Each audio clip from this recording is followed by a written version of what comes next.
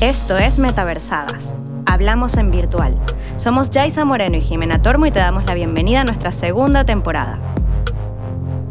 En el capítulo de hoy hablaremos sobre la accesibilidad digital, sobre las dificultades técnicas y de acceso que tienen las personas a la hora de utilizar la tecnología y de soluciones y avances digitales que mejoran su vida. Comencemos. ¿Qué tal, Yai? Hola, Jimena. ¿Cómo estás? Muy bien, otra vez con Metaversadas, en un capítulo muy especial. Así es. En el que vamos a hablar sobre la accesibilidad digital. Un tema bastante interesante y que creo que además ha sido un tema de descubrimiento para nosotras, ¿verdad? A través de estas entrevistas se nos ha abierto como un mundo nuevo que no conocíamos. Sí, además hemos traído a expertos de la materia, pero no solamente expertos, sino que viven en sus propias carnes, digamos, las dificultades a la hora de acceder a la tecnología desde diferentes áreas y también es súper interesante cómo os vamos a ir comentando cuáles son sus dificultades de condición y cómo han ido superando esto gracias a la tecnología.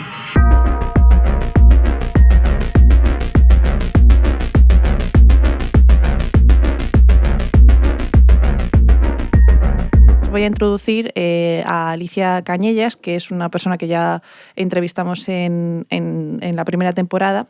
Es referente de innovación pedagógica y tecnológica en la Escuela de Salud del Hospital Sant Joan de Déu y ha realizado un doctorado industrial de la Generalitat de Cataluña mediante un convenio con la empresa Vision y la Universidad de Pompeu Fabra, que se denomina accesibilidad y usos positivos aplicados de la realidad virtual aumentada y mixta para personas, en este caso, de movilidad reducida, ¿no? Que también tienen pues eso, ese tipo de accesibilidad como el de Enrique de motora, ¿no? Además, Alicia repite esta temporada porque ya sí, en la primera estuvo en el capítulo de educación. Sí, exacto. En este caso nos vamos a centrar un poquito en ese doctorado que ha hecho porque va a sacar un poquito a relucir algunos ejemplos prácticos y bueno, según su experiencia y el test de usuario que hizo, pero bueno, lo vamos a ir desarrollando durante el capítulo. Al principio simplemente vamos a escuchar, ¿no?, cómo ella define lo que es la accesibilidad digital. De alguna manera, la accesibilidad tecnológica o digital la entiendo como el arte de hacer accesible cualquier tipo de servicio, funcionalidad, aplicación a cualquier persona, independientemente de que ésta tenga un tipo u otro de diversidad funcional. En este punto, bueno, habla de la diversidad funcional, que es como una evolución, digamos, a la hora de hablar personas con discapacidad, que ya hablaremos de esto en su momento, pero es como ella define que a cualquier persona, y es un poquito lo que tú has comentado, no simplemente personas con discapacidad, la accesibilidad se centra en ella, sino a cualquier persona. Un señor mayor que tiene dificultades a la hora de acceder a la tecnología puede que no tenga la, entre comillas, ¿no?, típica discapacidad de soy ciego, soy sordo, o las típicas a las que estamos acostumbradas muchas personas, ¿no? Pero es como también tiene sus propias dificultades, ¿no?, a la hora de entender la tecnología, a la hora de acceder a ella y experimentarla, ¿no? Entonces, la accesibilidad se centra a cualquier persona independientemente de cualquier tipo de dificultad que tenga, ¿no? Es no centrarnos en un perfil concreto y una discapacidad concreta, sino en, bueno, hacer un poco este pensamiento general de que la tecnología está como para ayudarnos. Tiene que ser transversal al final. Exacto. ¿no? Y claro, para nosotras era importante también saber qué hay que tener en cuenta, ¿no?, para poder hacer un diseño tecnológico, una aplicación, un hardware accesible. Y cómo se implementa, ¿no?, esto. Entonces, Pedro nos cuenta, ¿no?, del sistema W3TC, que bueno, vamos a escuchar de qué manera clasifica el nivel de accesibilidad de las distintas tecnologías. La Web Content Accessibility Guidelines son unos criterios, ¿vale? Una lista de criterios para poder estandarizar en todos los proyectos la accesibilidad, ¿no? Sería muy parecido a lo mejor a la Nielsen-Norman, ¿no? Pero se tienen en cuenta pues, diferentes tipos de discapacidades, se tienen en cuenta diferentes tipos de niveles y de versiones, ¿no? Ahora mismo estamos en la versión 2.1, que salió en el 2018 y es la que se está aplicando a día de hoy. Y recoge más de 70 criterios divididos en cuatro grupos muy grandes, ¿vale? Para poder aplicar en todos los proyectos pues de una forma equitativa toda esta parte de accesibilidad. Nos comentaba también que además de este sistema, bueno, es importante tener en cuenta elementos, por ejemplo, ya relacionados con su propia situación, elementos para la gente con dificultades visuales que tienen que ver con el contraste, por ejemplo, cómo mejorar, o sea, esos pequeños detalles que tienen que ver con los colores que utilizamos, el nivel de contraste que utilizamos para poder generar algún tipo de web, algún tipo de contenido digital. Y después también nos habla de la manera de clasificar este nivel de accesibilidad que tiene la tecnología. Y habla de una escala muy sencilla que es la A, la AA y la AAA, ¿no? Siendo la AA la óptima, ¿no? Un nivel de accesibilidad adecuado. Y es a lo que se tiene que aspirar normalmente al momento de generar o al momento de diseñar este tipo de tecnologías. Ya si tienes una AAA, pues fantástico, ¿no? Sí, la AAA, el problema que tiene es que siempre tienes como que depender un poco, si nos ponemos en el caso de las webs o de aplicaciones móviles, tienes como que preservar el diseño que un diseñador gráfico ha implementado, ¿no? Entonces, si tú le pones un montón de contraste, lo modificas de tal manera que las personas con discapacidad puedan acceder, está en detrimento, entre comillas, de el estilo medio gráfico que le hayas implementado, ¿no? Porque muchas veces, si quieres hacer que se vea muy bien para personas con dificultades visuales, a lo mejor te llama mucho la atención si no tienes ningún tipo de dificultad visual, porque dices, ostras, es un contraste demasiado bestia, o los colores son muy brillantes, o son muy...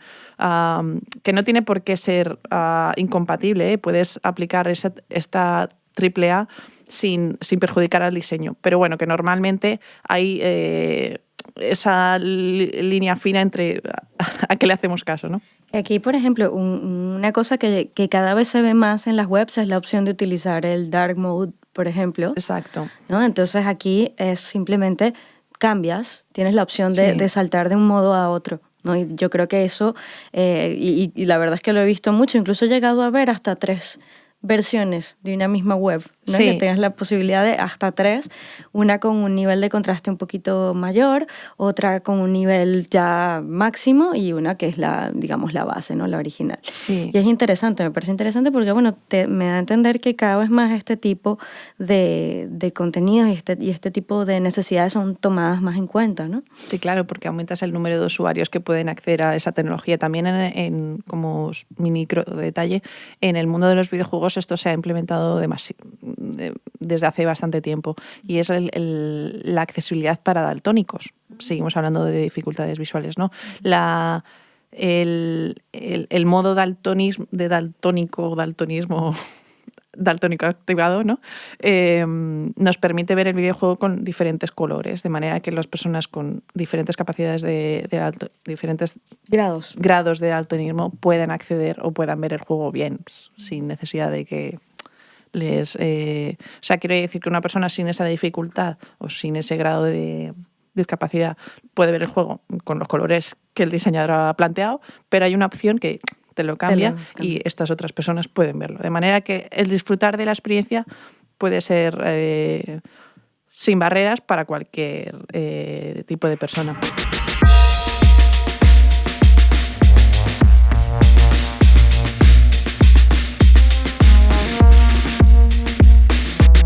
Y ahora vamos a entrar un poquito en lo que es la accesibilidad motora, ¿no? Y específicamente orientada a XR. Y aquí Alicia nos va a contar sobre un proyecto en el que ha estado trabajando. A ver, el prototipo final, después de diferentes fases previas de detección de necesidades, de consulta con diferentes expertos, bueno, se hizo una fase de ELFI con expertos para determinar los principales obstáculos o barreras que tanto la tecnología de realidad virtual como aumentada y mixta tenían para las personas con movilidad reducida en este caso. A partir de esta primera fase, y también evidentemente de estudio a nivel más teórico, pudimos identificar algunas necesidades, establecer consensos en cuanto a cuáles eran las más urgentes o más comunes, ¿vale? Y a partir de aquí, como resultado final, por así decir, en el prototipo ofrecimos o nos centramos en intentar chequear o testear 4 opciones en concreto. Entonces, bueno, el proyecto se llama VR Access Move y vamos a contar nosotras un poquito cuáles han sido estas diferentes opciones que se testaron. Sí, la primera de ellas es, bueno, antes de la primera, digamos que este prototipo tenía un asistente virtual que le daba como un mini tutorial al usuario que permitía poder personalizarse la interfaz a su alrededor, ¿no? Y las diferentes interacciones, de manera que se adaptasen a su caso en particular, ¿vale?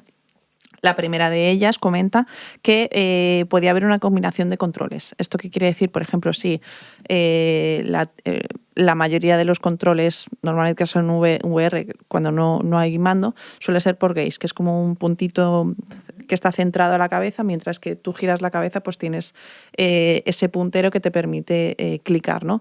Pero si combinas, si no puedes mover la cabeza porque tienes algún tipo de dificultad motora que no te permite, bueno, ya sea por un ictus o por cualquier situación, puedes combinarlo con el eye tracking, es decir, que tú puedas simplemente mover los ojos para poder seleccionar lo que consideres. A su vez, si no puedes, en cualquiera de estos casos, puedes combinártelo para poder clicar en diferentes opciones con un mando. Pusieron la tecnología de manera que solamente configuraron un mando, ya que daban por hecho de que los dos mandos no se iban a utilizar por este tipo de personas. Pero lo puedes combinar, ya sea el gaze, el eye tracking, el mando, e incluso si no puedes utilizar cualquiera de estas herramientas de interacciones, podías utilizarlo con la voz. La combinación era en función de tus necesidades. Luego ya lo que sería la segunda opción que testaron fue la posición del menú. Comentaba Alicia que a veces personas que, por ejemplo, tienen parálisis cerebral no pueden mover con facilidad su cabeza o la tienen posicionada de una manera diferente a la habitual, ¿no? Un poco de lado, etc. Esta opción les permitía o les permite posicionar el menú, angularlo si es necesario, rotarlo, para poder verlo con facilidad, para poder ver desde su postura o desde la posición de su cabeza las opciones del menú de una manera cómoda. Me pareció fantástico. Sí, también lo pueden poner más arriba, más abajo. O sea, la idea es que lo puedas mover, tanto trasladarlo de un punto a otro como girarlo y rotarlo. Que ya no estamos hablando del propio contenido, sino simplemente de poder entrar al contenido y estar cómodo, disfrutándolo. Sí. De hecho, ligado a nivel de negocio, ¿no? De cómo las personas que tienen un estudio, una empresa o un producto cualquiera puedan llevar a puerto la accesibilidad. Vamos a escuchar un audio de Pedro de qué es lo que se necesita, ¿no? Al final es una cosa muy nueva, es algo en lo que recientemente se está poniendo el foco.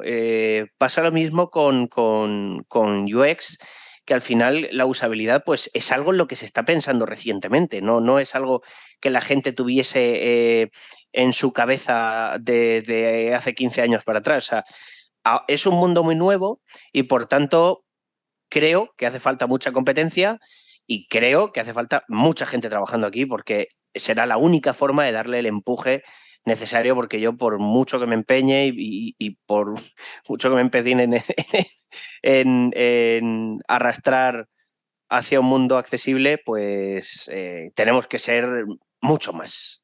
Es que claro, pero no solamente habla de que hay mucha parte de personas que están aisladas en el sentido de que el producto no les deja que...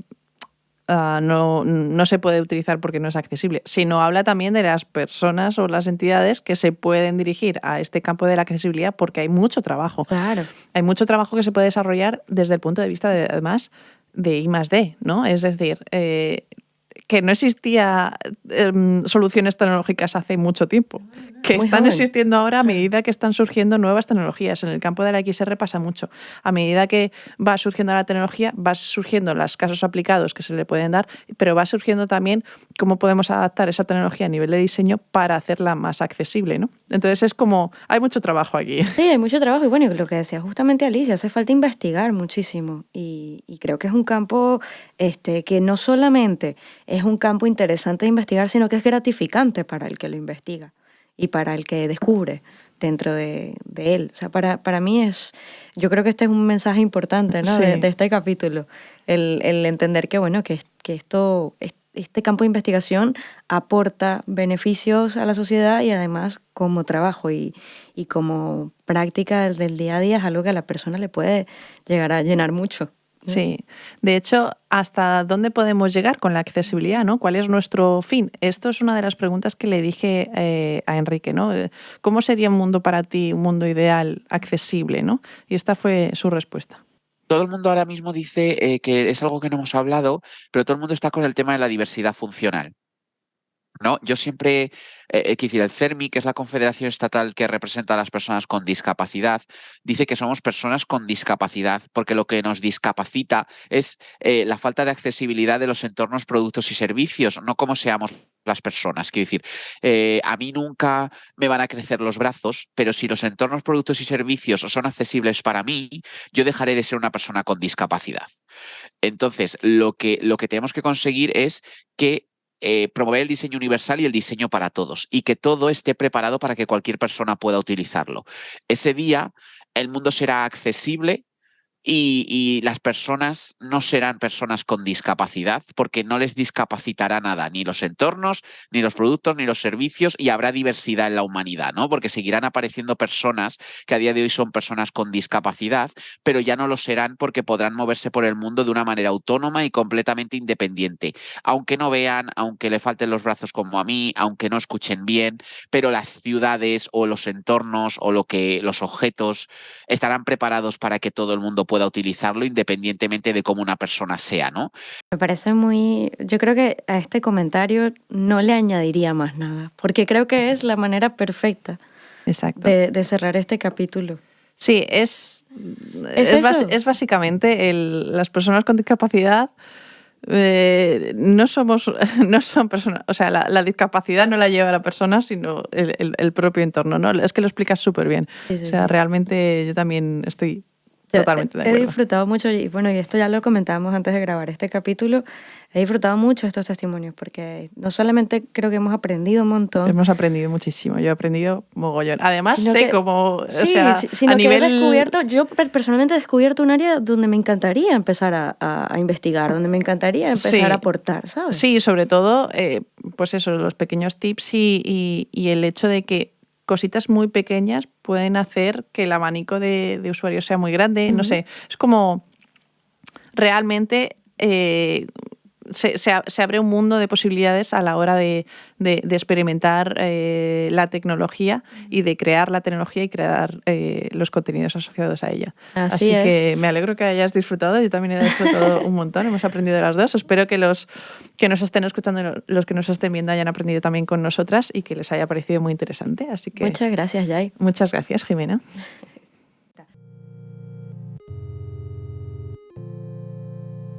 Y así termina nuestro programa de hoy. Esperamos que lo hayas disfrutado. Hemos aprendido sobre accesibilidad digital, los distintos proyectos de investigación en el sector y los retos de futuro para una tecnología más inclusiva. Recuerda que subimos un capítulo semanal y puedes escucharnos a través de Anchor, iVoox, Spotify, Google Podcasts, Amazon Music, YouTube y Apple Podcasts. Además, para saber más sobre Metaversadas, déjanos tus comentarios y comparte tus inquietudes en nuestras cuentas de Twitter, Instagram, Facebook y LinkedIn. Si crees en este proyecto y quieres apoyarnos para que siga creciendo, te invitamos a donarnos un café a través de nuestro perfil de Ko-fi. Puedes encontrarnos fácilmente como Metaversadas. Este podcast es producido y locutado por Yaisa Moreno y Jimena Tormo en Chicago Way Studios, Barcelona. En los controles se encuentra nuestro técnico y amigo Mr. D. El soundtrack del proyecto es obra del maestro del sonido Arturo Aguilar. Mención especial a Victoria Tormo por darnos visibilidad en redes sociales y a la gente que nos apoya para hacer este proyecto posible. Muchas gracias por escucharnos. Te esperamos en el siguiente capítulo.